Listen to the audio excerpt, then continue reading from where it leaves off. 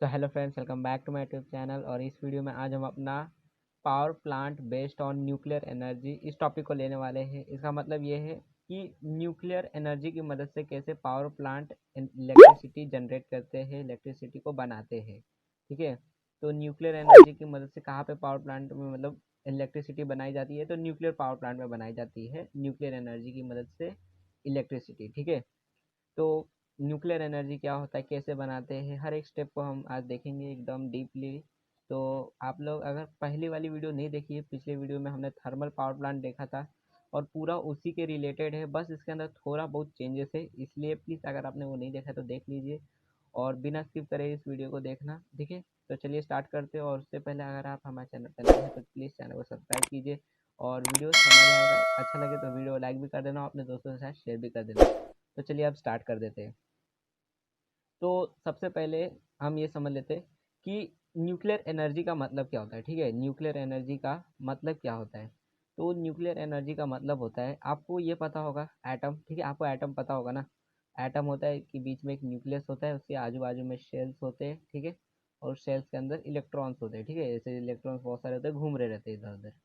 तो ये जो बीच में जो न्यूक्लियस होता है, इस न्यूक्लियस को अगर हम तोड़ दें, ठीक है, ब्रेक कर दें, तो इसके अंदर से बहुत ज़्यादा एनर्जी निकलती है। ठीक है, इसमें मतलब इसमें से एनर्जी निकलती है, तो इसको बोलते हैं न्यूक्लियर एनर्जी। ठीक है, न्यूक्लियस को जो हम तोड़ देते हैं तो उसके अंदर से एनर्जी निकलती है। ठीक है, इसी को बोलते हैं न्यूक्लियर एनर्जी।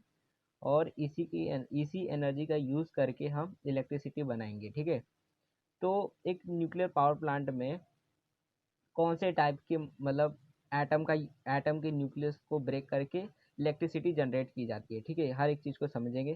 तो चलिए चार्ट की तरफ देख लेते हैं और फिर समझते हैं चार्ट की मदद से ही पूरा। और उसके बाद पॉइंट भी ले लेंगे, टेक्स्ट बुक पॉइंट कुछ।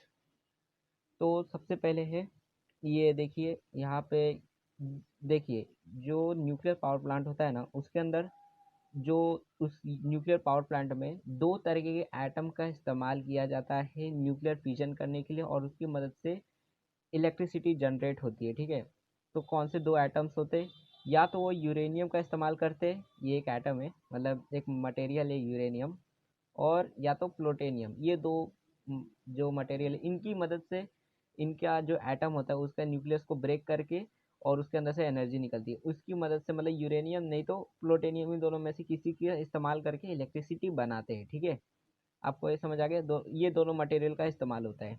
और इन्हीं दोनों का इस्तेमाल होता है एटम बॉम्ब भी बनाने के लिए। आपको पता होगा एटम बॉम्ब क्या होता है। ठीक है, तो उनका भी वो भी बनाने के लिए इन्हीं का इस्तेमाल होता है। तो पहले हम लोग ये समझ लेते हैं कि एक न्यूक्लियर पावर प्लांट में क्या क्या सिस्टम रहता है, उसके अंदर क्या क्या रहता है, और उसके बाद हम देख लेंगे न्यूक्लियर फ्यूजन कैसे होगा, हर एक चीज़ क्या क्या होगी। ठीक है, तो न्यूक्लियर पावर प्लांट में सबसे पहले होता है एक बिल्डिंग टाइप में एक वॉल। ठीक है, ये जो वॉल होता है एक बहुत ज़्यादा मतलब हाई क्वालिटी और मजबूत का एक कंक्रीट रहता है, उसका बना रहता है। तो आपको वो सब ध्यान देने की जरूरत नहीं है, वो पेपर में आपको कुछ पूछेगा नहीं। पहली बात तो आपको पेपर में चार्ट आने का चांस नहीं है, तो उतना है नहीं। ठीक है, और उसके अंदर फिर क्या रहता है, ये जो बिल्डिंग है इसके अंदर होता है एक न्यूक्लियर रिएक्टर। न्यूक्लियर रिएक्टर के लगे हुए रहते हैं कुछ कंट्रोल रॉड्स, और अंदर, और ये जो है काला बॉक्स जैसा टाइप में, वो होता है फ्यूल बॉक्स। ठीक है, उसके अंदर ही यूरेनियम और या तो प्लूटोनियम भरा हुआ रहता है। ठीक है, ऐसे टाइप में कुछ रहता है, ऐसे रहता है, इसके अंदर भरा होता है फुल टाइप, एकदम फुल्ली यूरेनियम भरा रहता है, नहीं तो प्लूटोनियम भरा रहता है। ठीक है, और इनकी मदद से ही इलेक्ट्रिसिटी जनरेट होने वाली है। और क्या होता है, तो एक बॉयलर होता है और बहुत सारे पाइप्स भी लगे रहते हैं, कनेक्शंस लगे रहते हैं। ठीक है, एक बॉयलर रहता है, बॉयलर का काम क्या रहता है, तो पानी को बॉयल करने का काम रहता है। ठीक है, फिर लगा रहता है एक टरबाइन। टरबाइन जो रहता है वो जनरेटर के साथ कनेक्टेड रहता है। ठीक है, और लगा रहता है एक कंडेंसर। कंडेंसर का काम क्या है, तो हमने पिछले थर्मल पावर प्लांट में देखा था, इस बार भी समझ लेंगे। ठीक है, तो अभी पहले देख लेते क्या क्या चीज़ें। और एक होता है कूलिंग टावर, और बहुत सारे ऐसे और पंप्स लगे रहते हैं। ठीक है, और बहुत सारे पाइप लगे हैं, ठीक है, कनेक्शंस लगे हैं, इतनी चीज़ें होती है। तो अब सबसे पहले देखते हैं कि स्टार्टिंग कहाँ से होती है। ठीक है, तो न्यूक्लियर रिएक्टर से स्टार्टिंग करते हैं। तो समझ लीजिए, इसको हम बिग कर लेते हैं। तो ये है एक न्यूक्लियर रिएक्टर। ठीक है, ये है इसके कंट्रोल रॉड्स, और ये इसका फ्यूल बॉक्स है। ठीक है, फ्यूल बॉक्स है, इसके अंदर यूरेनियम भरा हुआ है। ठीक है, यूरेनियम मान लेते हैं, यूरेनियम भरा हुआ है। अब ये जो यूरेनियम है, मान लीजिए हमने इतना यूरेनियम है, और इसके अंदर का जो यूरेनियम उसका एक एटम है, ठीक है। तो इस यूरेनियम के एक एटम के न्यूक्लियस को हम कैसे मतलब कैसे तोड़ सकते हैं, ठीक है, हम कैसे उसको तोड़ सकते हैं। तो उसका एक कुछ होता है टेक्निक। तो कैसे तोड़ते हैं ना, ये जो यूरेनियम का जो एटम है, ठीक है, यूरेनियम का एटॉमिक मास नंबर होता है यूरेनियम 235, ठीक है।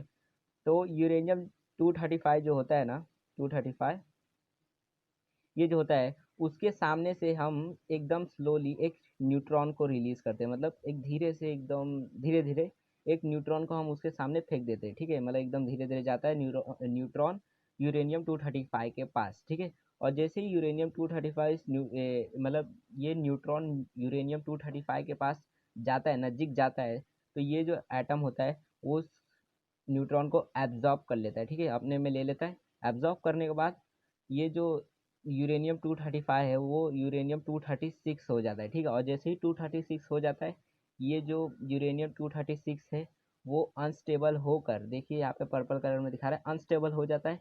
और अनस्टेबल होने के बाद वो टूट जाता है, ठीक है, ऐसे मान लीजिए टुकड़े हो जाते हैं, इसे ब्लास्ट हो जाता है मान लो।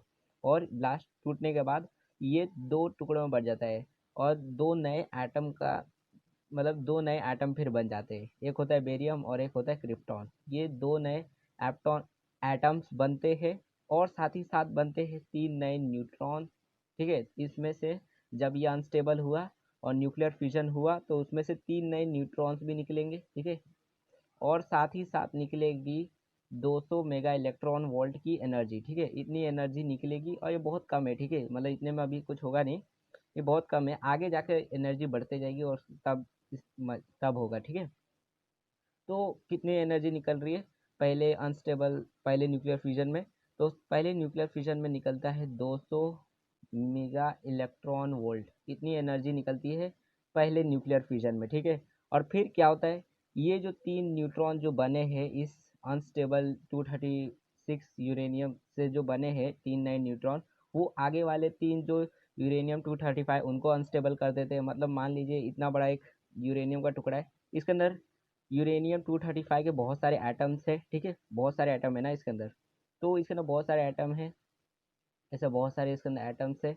और एक एटम को हमने अनस्टेबल किया, उसने तीन उसमें से तीन न्यूट्रॉन निकले अनस्टेबल होने के बाद, जब वो टूटा तो बेरियम क्रिप्टॉन तीन नए न्यूट्रॉन और 200 मेगा इलेक्ट्रॉन वोल्ट की एनर्जी निकली, ठीक है। तो वो जो तीन नए न्यूट्रॉन्स है, ये जो तीन नए न्यूट्रॉन्स है वो आगे के जो तीन यूरेनियम 235 है उनको अनस्टेबल कर देते हैं, और वो भी फिर अनस्टेबल होने के बाद फिर वो भी तीन तीन न्यूट्रॉन्स निकालते हैं, ठीक है। तो फिर आगे जाकर नौ न्यूट्रॉन्स निकलते हैं और ऐसे ही बढ़ते जाता है और एनर्जी भी बढ़ते जाती है। मतलब पहले न्यूक्लियर फ्यूजन में 200 मेगा इलेक्ट्रॉन वोल्ट की एनर्जी निकली, फिर दूसरे न्यूक्लियर फ्यूजन में कितने निकली, तो 600 मेगा इलेक्ट्रॉन वोल्ट की एनर्जी निकली, ठीक है। और ऐसे ही बढ़ते जाती है और बहुत ज़्यादा फिर एनर्जी होने की वजह से, और ये जो एनर्जी होती है ना ये हीट के फॉर्म में रहती है, ठीक है, मतलब गर्म होने लगता है, ठीक है, हीट बन आने लगती है, मतलब ऐसे बिजली नहीं निकलती उसमें से हीट निकलती है, ठीक है। तो ये जो पूरा रिएक्शन होता है उसको न्यूक्लियर फ्यूजन भी बोल सकते हैं, या तो चेन रिएक्शन बोलने का, ठीक है, चेन रिएक्शन, क्योंकि इसमें चेन है ना एक, कि एक रहता है उसमें से तीन नए न्यूट्रॉन निकलते हैं, और वो जो तीन नए न्यूट्रॉन्स होते हैं वो आगे के तीन यूरेनियम 235 को अनस्टेबल करते हैं, और उनका न्यूक्लियर फ्यूजन करने के बाद उनमें से फिर तीन तीन निकलते हैं न्यूट्रॉन, और फिर वो आगे के जो नौ यूरेनियम 235 है उनको अनस्टेबल करते हैं, और ऐसे ही ये चेन रिएक्शन चलता जाता है, ठीक है। यहाँ तक समझ आए। तो ये जो न्यूक्लियर रिएक्टर है और ये जो न्यूक्लियर रिएक्टर है और इसका ये जो फ्यूल बॉक्स है, ठीक है, ये जब इसके अंदर ये चेन ज़्यादा गर्म होने लगता है, ठीक है, बहुत ज़्यादा हीट होने लगता है, ओके, ठीक है, बहुत ज़्यादा हीट होने लगता है। अब ये समझ लेते हैं, यहाँ तक आपको समझ आया ना, न्यूक्लियर फ्यूल होता है, ठीक है। अब ये समझ लेते हैं कि एटम को हम फेंकेंगे कैसे, मतलब हमने ये समझ लिया कैसे न्यूक्लियर फ्यूजन हो रहा है, लेकिन हम एट न्यूट्रॉन को फेंकेंगे कैसे इस यूरेनियम 235 के पास, ठीक है। यूरेनियम मतलब न्यूट्रॉन जो है उसको हम बाहर से फेंकेंगे इसके अंदर, तो हम कैसे फेंकेंगे उसको उसके पास, ठीक है। तो हम क्या करते हैं ना, ये जो न्यूक्लियर रिएक्टर है इसको पानी से भर देते हैं, ठीक है, पानी से अगर भर जाएगा और तब अगर हम एक न्यूट्रॉन को रिलीज करेंगे ना, तो ये जो न्यूट्रॉन रहेगा पानी के वजह से, पानी के जो एटम्स है उनसे टकराते टकराते धीरे धीरे जाएगा, और ये जो फ्यूल बॉक्स है उसके अंदर जाएगा, और यूरेनियम जो है उनके साथ फिर उनको अनस्टेबल करेगा और उनका न्यूक्लियर फ्यूजन करेगा, ठीक है। और अगर हम डायरेक्ट उसके पास फेंकेंगे ना, ऐसे समझ लीजिए यूरेनियम 235 है और उसके सामने से अगर हम डायरेक्ट उसको फेंक देंगे, तो उसके आर पार चला जाएगा, ठीक है, मतलब उसको एब्जॉर्ब नहीं कर पाएगा अगर वो बहुत ज़्यादा स्पीड में रहेगा ना, इसलिए क्योंकि हम लोग अपने हिसाब से अगर फेंकेंगे तो बहुत ज़्यादा स्पीड से जाएगा और एब्जॉर्ब नहीं कर पाएगा, इसलिए ये बहुत ज़्यादा स्लोली से फेंकना है, ठीक है। तो कैसे जाएगा, कैसे स्लोली हम उसके पास भेज सकते हैं, तो पानी की मदद से भेज भेज सकते हैं, ठीक है। तो और ये साथ साथ ये जो पानी रहेगा न्यूक्लियर रिएक्टर के अंदर, ये पानी और भी कुछ काम करता है, ठीक है, खाली मतलब ये न्यूट्रॉन को भेजने का काम नहीं करता। और जब न्यूक्लियर फ्यूजन हो रहा रहेगा, ठीक है, अब न्यूक्लियर फ्यूजन होने लगा, ठीक है, ये न्यूट्रॉन अंदर चला गया, यूरेनियम 235 जो है वो अनस्टेबल हो गया, और उसके बाद न्यूक्लियर फ्यूजन होने लगा, चेन रिएक्शन बढ़ने लगा, बहुत ज़्यादा हीट प्रोड्यूस होने लगी, ठीक है। तो ये जो फ्यूल बॉक्स है बहुत ज़्यादा गर्म हो जाएगा, और गर्म होने के बाद ये जो पानी है उसे ठंडा करने का भी काम करेगा, मतलब कूलेंट भी है, मान लो ये जो वाटर है वो कूलेंट का भी काम कर रहा है, और साथ ही साथ और भी काम है इसके, ठीक है। फिर क्या होता है ना, ये जो ए, फिर जब आगे का सिस्टम देखते हैं, फिर जब जैसे ही बहुत ज़्यादा हीट होने लगती है और पानी भी बहुत ज़्यादा गर्म होने लगता है, ठीक है, ये न्यूक्लियर रिएक्टर का जो फ्यूल बॉक्स है बहुत ज़्यादा गर्म होने लगा और पानी भी बहुत ज़्यादा गर्म हो गया, तब क्या होता है, ये जो पानी होता है वो इस पाइप की मदद से बॉयलर में जाता है, ठीक है, बॉयलर के अंदर जाने लगता है, ठीक है, मतलब ये पाइप की मदद से बॉयलर के पास जाता है और बॉयलर के अंदर भी पानी भरा हुआ रहता है, ठीक है।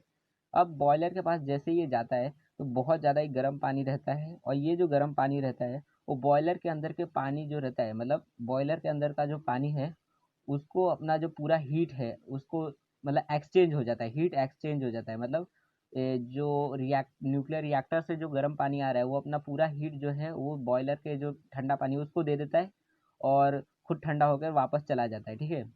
अब क्या होता है, ये जो बॉयलर के अंदर जो पानी है वो इतना गर्म हो जाता है, मतलब न्यूक्लियर रिएक्टर से इतना गर्म पानी आता है कि बॉयलर के अंदर का जो पानी रहता है वो भाप बन जाता है, ठीक है, बहुत ज़्यादा मतलब एकदम हाई प्रेशर और मतलब बहुत ज़्यादा हाई प्रेशर और टेम्परेचर का एक स्टीम बन जाता है, भाप बन जाता है, और वो जाता है इस पाइप की मदद से टरबाइन के पास, ठीक है, मतलब टरबाइन के पास जाता है और टरबाइन को घुमाने लगता है, ठीक है, यहाँ तक तो आपको समझ आ गया, टरबाइन को घुमाने लगता है, ठीक है। अब जैसे ही टरबाइन घूमने लगता है इलेक्ट्रिसिटी जनरेट होने लगती है जनरेटर में, ठीक है, यहाँ तक समझ आए। अब आगे क्या होता है, देखिए, फिर ये जो स्टीम है जो ये ऊपर पाइप से यहाँ से ये पाइप से नीचे गया कंडेंसर के अंदर, ये कंडेंसर बॉक्स है इसके अंदर गया, तब क्या होता है, ये जो स्टीम है कंडेंसर में जाता है, और कूलिंग टावर जो है ये बहुत बड़ा रहता है, ये छोटा दिख रहा है आपको, बहुत ज़्यादा बड़ा होता है, ठीक है। तो ये जो कूलिंग टावर होता है इसमें से ठंडा पानी आता है, ठीक है, कोल्ड वाटर आता है, ठंडा पानी आता है, और वो जो ठंडा पानी होता है वो जो भाप है मतलब स्टीम जो है उसका जो हीट है एब्जॉर्ब कर लेता है, ठीक है, और खुद गर्म होकर वापस कूलिंग टावर में चला जाता है, और वो जो स्टीम होता है वो वापस वाटर बन जाता है, मतलब कंडेंस हो जाता है, ठीक है, वापस से वाटर बन जाता है, और ये जो पंप है उसकी मदद से वापस से बॉयलर में चला जाता है, ठीक है, वापस से गर्म होकर स्टीम बनने के लिए वापस चला जाता है, तो यहाँ पे एक साइकिल बन जा रही है, ठीक है। फिर एक कूलिंग टावर का साइकिल बन जा रहा है, और एक ये भी साइकिल बन रहा है, ठीक है, कि न्यूक्लियर रिएक्टर से गर्म पानी आया, ठीक है, वो बॉयलर को पूरा अपना हीट एब्जॉर्ब मतलब दे दिया और खुद ठंडा होकर वापस आ गया, और वापस आने के बाद पंप की मदद से वापस न्यूक्लियर रिएक्टर के अंदर चला गया, ठीक है, और वापस ये मतलब साइकिल है इसके अंदर कुछ, मतलब ये एक न्यूक्लियर रिएक्टर का साइकिल, एक ये बॉयलर का साइकिल, और एक ये अपना कूलिंग टावर का साइकिल, ठीक है, ये दो साइकिल है, ओके, मतलब तीन साइकिल है, ठीक है। अब आगे क्या होता है, मतलब इलेक्ट्रिसिटी यहाँ तक जनरेट हो गई, ठीक है, यहाँ तक समझ आ गया, इलेक्ट्रिसिटी जनरेट होने लगी। अब अब समझ लीजिए ये जो यूरेनियम फ्यूल बॉक्स है ये बहुत ज़्यादा गर्म होने लगेगा, ठीक है, इसके अंदर बहुत ज़्यादा चेन रिएक्शन जो है वो बहुत ज़्यादा बढ़ गया, बहुत ज़्यादा न्यूट्रॉन्स हो गए, तब हम क्या करेंगे, मतलब उसको कंट्रोल कैसे करेंगे, ठीक है, तब काम आता है ये जो कंट्रोल रॉड्स है, ठीक है, इनका तब काम आता है, ठीक है, ये इनका काम क्या रहता है ना, ये जो कंट्रोल रॉड्स रहते हैं किसी किसी में सिल्वर के बने रहते हैं, किसी किसी न्यूक्लियर रिएक्टर में सिल्वर के कंट्रोल रॉड्स बने रहते हैं, किसी किसी में कुछ और के बने रहते हैं, ठीक है। तो इनका काम क्या रहता है, इनका काम रहता है चेन रिएक्शन को कंट्रोल करने का, ठीक है, न्यूक्लियर फ्यूजन जो है उसको कंट्रोल करने का काम रहता है इनका। तो कैसे कंट्रोल करते हैं, इन लोग क्या करते हैं, ये जो कंट्रोल रॉड्स होते हैं ये क्या करते हैं, ये जो इसके अंदर न्यूट्रॉन्स जो बन रहे हैं, ठीक है, मतलब ये जो न्यूक्लियर फ्यूजन हो रहा है इसके अंदर जो न्यूट्रॉन्स बन रहे हैं बहुत सारे, उनमें से मतलब बहुत सारे न्यूट्रॉन ये खुद एब्जॉर्ब कर लेता है, मतलब पूरे एब्जॉर्ब नहीं करता, थोड़े बहुत मतलब बहुत मतलब मान लीजिए थोड़ा बहुत एब्जॉर्ब कर लेता है, जिससे ये जो चेन रिएक्शन है उसका स्पीड कम हो जाता है, ठीक है, कंट्रोल कर लेता है उसका स्पीड को, मतलब ये जो कंट्रोल रॉड से इनका काम रहता है रिएक्शन जो चेन रिएक्शन है उनका स्पीड को कम करने का काम करते हैं, ठीक है, कंट्रोल करने का काम करते हैं, स्टॉप करते नहीं, ये मतलब कंट्रोल करने का काम करते हैं, ठीक है। मतलब थोड़ा बहुत एब्जॉर्ब कर लेते हैं न्यूट्रॉन्स को इन लोग खुद, मतलब ना जाके आगे वाले यूरेनियम एब्जॉर्ब करे, ये खुद एब्जॉर्ब कर लेते हैं। और उसके बाद थोड़ा चेन रिएक्शन कंट्रोल में आ जाता है, ठीक है। और वापस से चेन रिएक्शन फिर धीरे धीरे बढ़ता है, और ज़्यादा फिर बढ़ता है तो वापस से इन लोग कंट्रोल कर लेते हैं, ठीक है। इसी तरह से इलेक्ट्रिसिटी एक न्यूक्लियर पावर प्लांट में बनती है, ठीक है। अब यहाँ तक आपको समझ आ गया होगा, एक बार रिवाइज करते हैं। सबसे पहले न्यूक्लियर रिएक्टर रहता है, उसके अंदर होता है फ्यूल बॉक्स, फ्यूल बॉक्स भरे हुए रहते हैं यूरेनियम, ठीक है। यूरेनियम नहीं तो प्लूटोनियम, दोनों में से कोई भी भरा रहता है। यूरेनियम को जब हम एक न्यूट्रॉन देते हैं, मतलब एकदम स्लोली स्लोली कैसे देंगे, तो रिएक्टर के अंदर पानी भरा हुआ रहता है, और वो पानी की मदद से वो जो न्यूट्रॉन है वो एकदम धीरे धीरे आएगा, ठीक है। मतलब पानी के जो एटम उनसे टकराते टकराते धीरे धीरे आएगा, और यूरेनियम का जो एटम है वो एब्जॉर्ब कर लेगा, ठीक है। और अनस्टेबल होने के बाद न्यूक्लियर फ्यूजन होगा, फिर न्यूक्लियर फ्यूजन बढ़ते जाएगा, चेन रिएक्शन हो जाएगा, फिर बहुत ज़्यादा हीट बनने लगेगी। तो ये जो रिएक्टर के अंदर जो पानी है वो गर्म बहुत ज़्यादा हो जाएगा, गर्म होने के बाद वो जो गर्म पानी है बॉयलर में जाएगा, और बॉयलर का जो पानी है उससे एक्सचेंज कर लेगा हीट, मतलब खुद ठंडा हो जाएगा, और बॉयलर के पानी को गर्म करके स्टीम बना देगा, ठीक है। और ठंडा होकर ये वापस न्यूक्लियर रिएक्टर के अंदर आ जाएगा, और वो जो स्टीम बना है बॉयलर का पानी वो जाएगा टरबाइन के पास, और टरबाइन को घुमाएगा, और टरबाइन को घूमने के बाद जनरेटर में इलेक्ट्रिसिटी मिल जाएगी हमें, ठीक है। और ये जो स्टीम है वो जाएगा कंडेंसर के अंदर, कंडेंसर के अंदर जाने के बाद कूलिंग टावर से आएगा ठंडा पानी, ठंडा पानी उस जो स्टीम है उसका पूरा हीट एब्जॉर्ब कर लेगा, और गर्म पानी बन के वापस कूलिंग टावर में चला जाएगा ठंडा होने के लिए, ठीक है। और ये जो स्टीम है वापस पानी बन जाएगा, और पानी बनने के बाद पंप की मदद से वापस बॉयलर में चला जाएगा, ठीक है। ये इतना चीज़ें हैं, ठीक है। यहाँ तक आपको पूरा पूरा क्लियर हो गया है न्यूक्लियर पावर प्लांट में कैसे इलेक्ट्रिसिटी बनती है। अब आपको कुछ ऐसे और भी चीज़ें बता देता हूँ। आपको पता है, अगर आप समझ लीजिए 1 ग्राम, ठीक है, 1 ग्राम, 1 ग्राम अगर यूरेनियम आपने समझ लिया है, ठीक है, और उसको पूरा ऐसे जैसे ये चेन रिएक्शन हो रहा है, न्यूक्लियर फ्यूजन हो रहा है, उस 1 ग्राम यूरेनियम को अगर पूरा न्यूक्लियर फ्यूजन कर देंगे तो उसमें से पता है आपको कितनी हीट निकलेगी, बहुत ज़्यादा हीट निकलेगी, ठीक है। इतनी ज़्यादा हीट निकलेगी जितना 3 टन कोयला जलाने से जितनी हीट निकलती है ना, 3 टन, ठीक है, 3000 किलो कोयला अगर जलाएंगे उतनी जितनी गर्मी निकलेगी उतना ये 1 ग्राम यूरेनियम दे देगा, इतने ज़्यादा इसका ना हीट रहती है। और इसी की मदद से बॉम्ब भी बनाए जाते हैं, एटम बॉम्ब बनाए जाते हैं, और प्लूटोनियम भी बहुत ज़्यादा मतलब हीट प्रोड्यूस करता है, ठीक है। और इनकी मदद से बहुत ज़्यादा मतलब बहुत जल्दी जल्दी इलेक्ट्रिसिटी जनरेट होने लगता है, क्योंकि बहुत ज़्यादा हीट होता है, बहुत ज़्यादा गर्म कर देता है ये उसको, ठीक है। और कई बार तो कुछ एक्सीडेंट्स भी हो जाता है, और उसकी वजह से बहुत ज़्यादा प्रॉब्लम्स भी आ जाते हैं, ठीक है। और इसके कुछ प्रॉब्लम्स भी है तो वो भी देखेंगे क्या क्या प्रॉब्लम्स है, उसके बाद फ्लो चार्ट भी देखते हैं, ठीक है। तो चलिए नीचे चलते हैं आगे।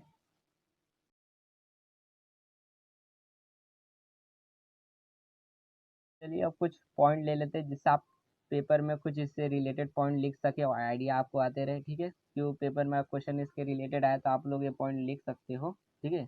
आइडिया आपको आ जाएगा क्या लिखना है, और थोड़ा बहुत टेक्स्ट बुक पॉइंट भी आपको रीड हो जाएगा। तो देखते हैं।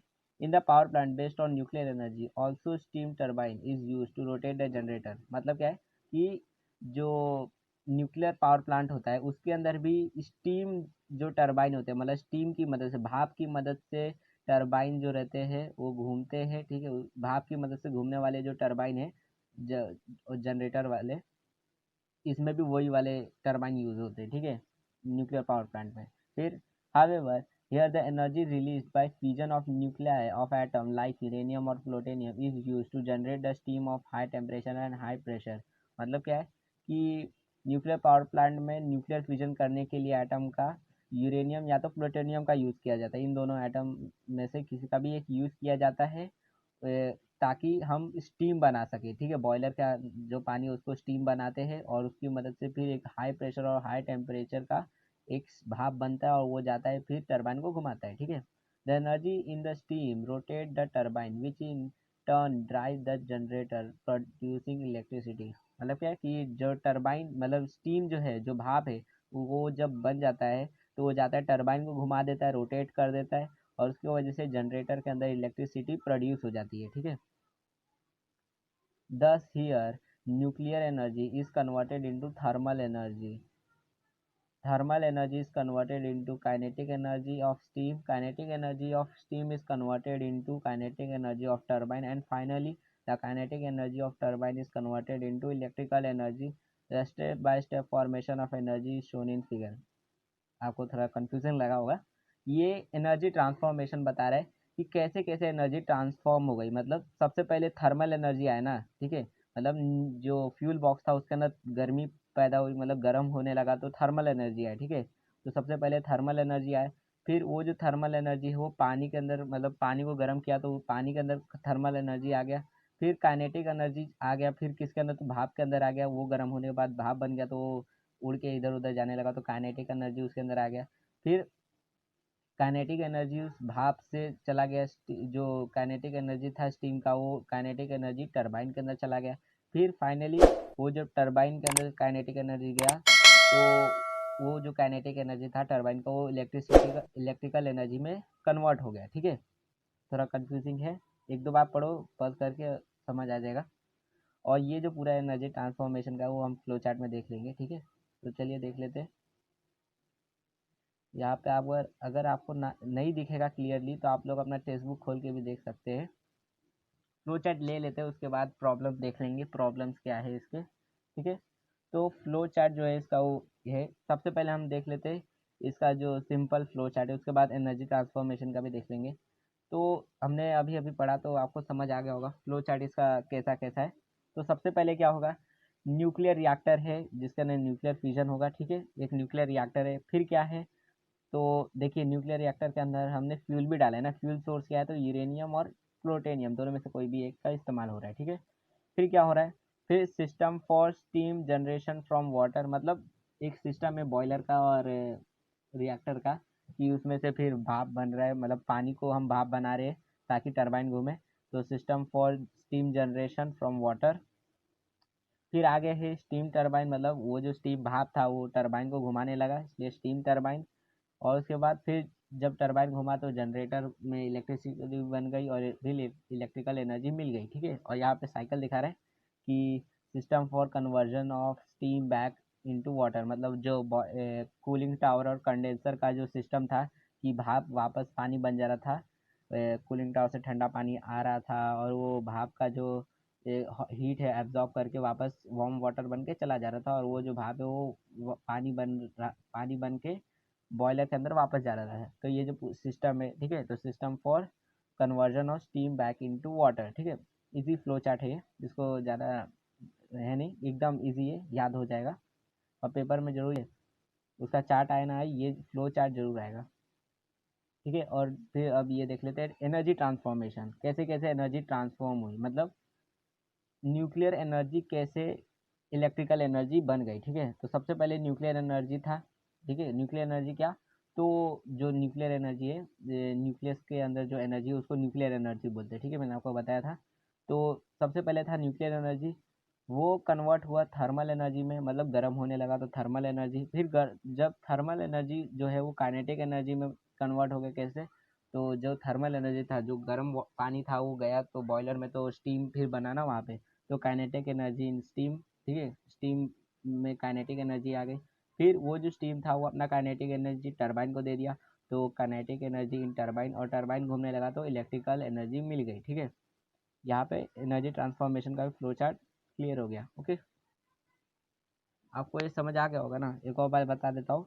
सबसे पहले था न्यूक्लियर एनर्जी, ठीक है, न्यूक्लियर एनर्जी कन्वर्ट हुआ थर्मल एनर्जी में, गर्म, ठीक है, थर्मल मतलब क्या, गर्मी, ठीक है, गर्म, उसको हीट को बोलते हैं थर्मल एनर्जी। फिर वो जो थर्मल एनर्जी थे वो बना काइनेटिक एनर्जी में, और काइनेटिक एनर्जी जो है मतलब स्टीम का काइनेटिक एनर्जी, भाप के अंदर काइनेटिक एनर्जी आ गया ना, वो इधर से उधर जा रहा था तो काइनेटिक एनर्जी आ गया। और जैसे वो जो स्टीम का काइनेटिक एनर्जी था वो आ गया टरबाइन के अंदर, टरबाइन घूमने लगा तो उसके अंदर भी काइनेटिक एनर्जी आ गया, और फिर जब वो घूमने लगा तो इलेक्ट्रिकल एनर्जी मिल गई, ठीक है। फ्लो चार्ट है एनर्जी ट्रांसफॉर्मेशन का, ओके। अब आगे देख लेते हैं, तो इसके प्रॉब्लम्स देख लेते हैं, क्या डिसएडवांटेजेस है न्यूक्लियर पावर प्लांट के, ठीक है। तो आपको लगता होगा इसके क्या डिसएडवांटेजेस है, ठीक है, तो इसके भी बहुत ज़्यादा डिसएडवांटेजेस है, मतलब इसके भी ऐसे हार्मफुल बहुत डिसएडवांटेजेस है। देखते हैं क्या डिसएडवांटेजेस है तो सबसे पहले डिसएडवांटेजेस से सबसे पहला प्रॉब्लम ये है कि the product after fusion of nuclear fuel are also radioactive and emit harmful radiation. मतलब क्या बोल रहा है कि ये जो प्रोडक्ट बनता है ना, जब न्यूक्लियर फ्यूजन हो जाता है, ठीक है, मतलब जो बाकी का जो वेस्ट बचता है ना, न्यूक्लियर फ्यूजन होने के बाद जो वेस्ट बचता है, वो जो होता है वो बहुत ज़्यादा रेडियो एक्टिव होता है। मतलब वो भी रेडियो एक्टिव होता है। आपको रेडियो एक्टिव मतलब पता होगा ना। रेडियो एक्टिव का मतलब होता है, मतलब रेडिएशन उसमें से निकलता है, ठीक है, सनलाइट में से भी रेडिएशन निकलता है और जो हमारे लिए बहुत ज़्यादा हार्मफुल होता है, ठीक है। वैसे ही ये जो न्यूक्लियर फ्यूल जो होता है और जब उसका फ्यूजन होने के बाद जो प्रोडक्ट बनता है, ठीक है, उसमें से जो वेस्ट बचता है वो भी बहुत ज़्यादा रेडियो एक्टिव होता है, वो हार्मफुल होता है, उसमें से हार्मफुल रेडिएशन निकलते हैं, मतलब बहुत ज़्यादा हार्मफुल रेडिएशन निकलते हैं और उसकी वजह से हमें स्किन कैंसर हो सकता है, ठीक है, उसकी वजह से हमें स्किन कैंसर हो सकता है, ठीक है। The products are called as nuclear waste और उसी वो जो प्रोडक्ट बनता है उसको बोलते हैं न्यूक्लियर वेस्ट, ठीक है।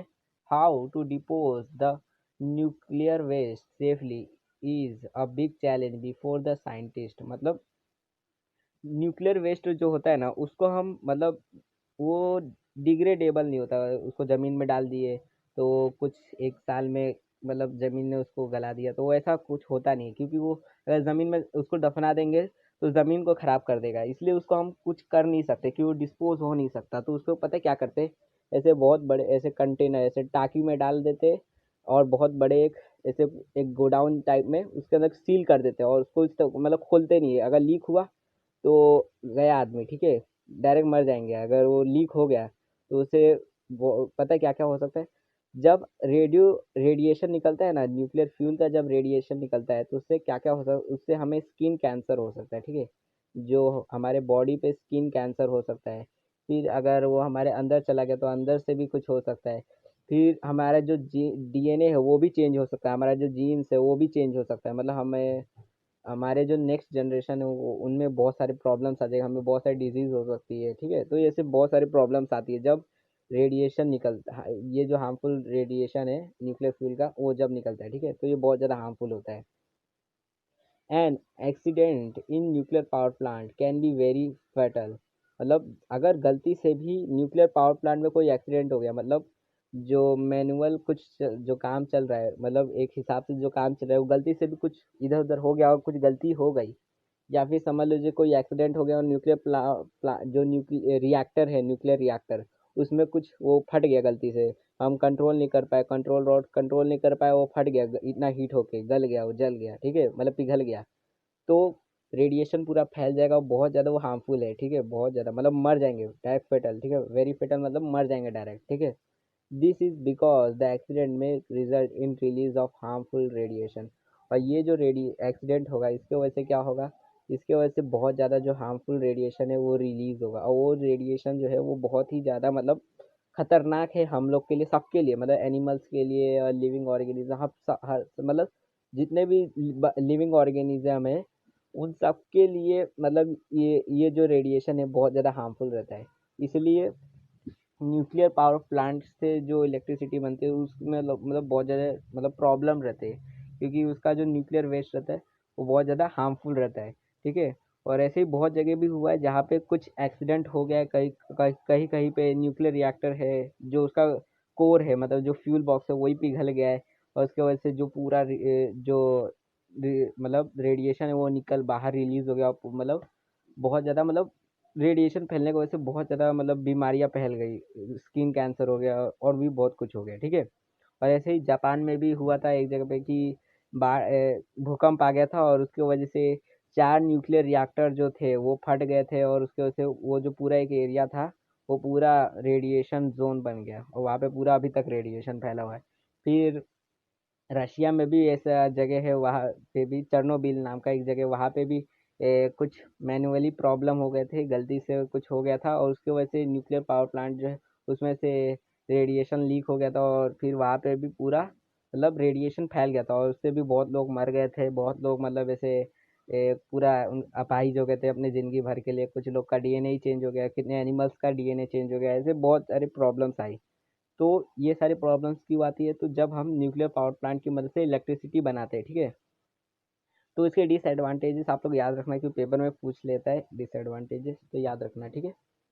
तो यहाँ पे आप ये अपना न्यूक्लियर पावर प्लांट का पूरा टॉपिक क्लियर हो गया। ठीक है, हम अपने नेक्स्ट वीडियो में देखने वाले हैं न्यूक्लियर मतलब power plant based on nuclear natural gas. ठीक है, नेचुरल गैस जो होता है सीएनजी, ठीक है, सीएनजी जो होता है ना, सीएनजी गैस जिससे रिक्शा चलती है वो सारी, तो उन उस गैस की मदद से हम कैसे इलेक्ट्रिसिटी जनरेट कर सकते हैं।